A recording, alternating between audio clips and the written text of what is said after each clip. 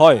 পদূলিমুখত হেঁপাহৰ বহাগ বিহু আৰু বাপুতিসাহোন বহাগ বিহুক লৈ চৌদিশে উখল মাখল পৰিৱেশ কোনোৱে যদি বিহুৰ প্ৰশিক্ষণ লৈছে আৰু সমান্তৰালভাৱে মহিলা বোৱাৰীসকলে পিঠা পনা বনোৱাত ব্যস্ত হৈ পৰিছে কাৰণ এইটো হ'ল আমাৰ চেনেহৰ বাপুতিসাহোন বিহু গতিকে বিহু পালন কৰিবৰ কাৰণে এতিয়া অসমীয়া সম্পূৰ্ণৰূপে ব্যস্ত হৈ পৰিছে মই আছোঁ গোলাঘাট জিলাৰ থোৰাজানত আৰু থোৰাজানত ইতিমধ্যে আপোনালোকে গম পায় যে নামবৰ ঢেঁকীশাল আৰু তাঁতশাল নামৰ এটা সংস্থা তেখেতসকলে ইতিমধ্যে ইয়াত পিঠা পনা চিৰা আদি প্ৰস্তুত কৰি বিক্ৰীৰ বাবে ব্যৱস্থা কৰে আৰু সমান্তৰালভাৱে ইয়াত অহাৰ লগে লগে আপুনি সম্পূৰ্ণ বিহুৰ যি পৰিৱেশ এই পৰিৱেশ দেখা যায় খুব সুন্দৰকৈ ইতিমধ্যে সকলোখিনি ব্যৱস্থা কৰিছে মই পোনে পোনে মহিলাসকলৰ পিঠা বনোৱাৰ ওচৰলৈ যাম তাৰপিছত বিহু চলি আছে কণমানি শিশুসকলৰ তালৈ যাম ইতিমধ্যে এই নামবৰ তাঁতশাল আৰু ঢেঁকীশাল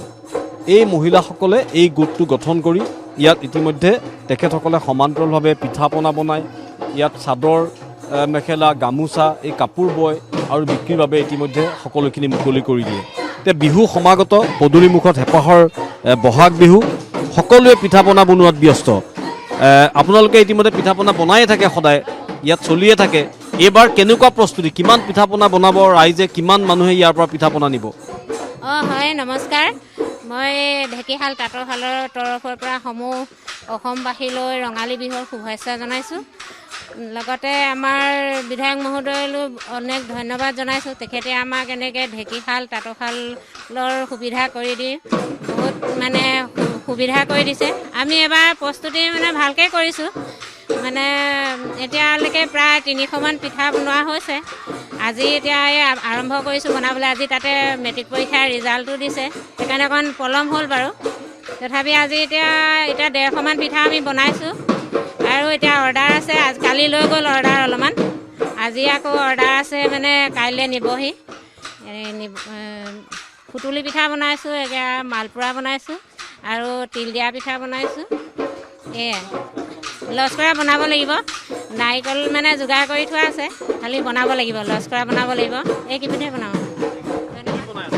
সুতুলি পিঠা তিল আৰু গুড় আপোনালোকৰ যিহেতু এটা ব্যৱসায়িক ভিত্তিক আপোনালোকে ৰাইজৰ কাৰণে মুকলি কৰি দিয়ে বহুত পিঠা বনাব লাগিব ন বনাব লাগিব হাজাৰ বনাইছোঁ নিবহি আহে বিভিন্ন জেগাৰ পৰা আহে বাৰু গোলাঘাটৰ আহে নমস্কাৰ ভাজি আছোঁ বতৰ ভাল বৰষুণ দি আছে পিঠা বনাইছোঁ বহুত বনাই আছোঁ মানে বিকিছোঁ আমি ঘৰৰ কাৰণেও আয়োজন কৰিছোঁ বিকিবলৈও আয়োজন কৰিছোঁ হয় মই পিঠা পনা বনাই আছে তাৰ সমান্তৰালভাৱে কিন্তু তাঁতশালৰ কাম চলি আছে গামোচা বৈ আছে আৰু বিহুৰ আগত গামোচা কাটিব লাগিব ফুল তুলি আছে নেকি বাইদেউ এইটো কি ফুল এইটো গামোচাৰ হেৰি ফুল আছে দেচোন এই গোটা ফুল এটা এতিয়া আমাৰ গামোচা এনেই এইবাৰ 100খন লগোৱা হ'ল ইয়াত বৰ্তমান 25খন লগাই থোৱা আছে আৰু ৰুমালো লগোৱা হ'ল ৰুমাল কটা হ'ল তাত লগোৱা আছিলে তাৰপৰা আৰু আপোনাৰ 50খন কাটি মানে বিক্ৰী কৰি থকা হৈছে বিক্ৰী হৈ থাকে ভাল বিক্ৰী হয় এখন গামোচাত কেইটকাকৈ বিক্ৰী হয় আপোনাৰ ফুল লৈ দাম ধৰি লওক সৰু ফুলৰ হ'লে 230 টকা তাৰপৰা যদি তাতকৈ ডাঙৰ ফুলৰ হয় ধৰি লওক 250 300 আৰু ডাঙৰ ফুলৰ হ'লে মানে 700 800 তেনেকুৱা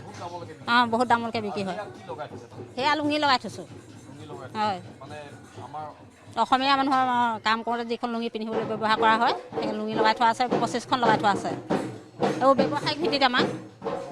ব্যৱসায়িক ভিত্তিত ইয়াৰ ইতিমধ্যে গামোচা আপুনি গম পালে যে 700-1000 টকালৈকে গামোচা ইয়াত বিক্ৰী হয় আৰু ঢেঁকী দি পিঠাগুড়ি খুন্দি আছে আৰু মহিলাসকলে পিঠা পনা বনাই আছে আমি অকণমান বিহুৰ মাজলৈ যাম। খুব ধুনীয়া বিহু চলি আছে, কণমানি শিশুৰ পৰা যুৱক যুৱতী সকলোৱে বিহু মাৰিছে। আমি পোনপটীয়াকৈ বিহুৰ মাজলৈ গৈছোঁ অকণমান।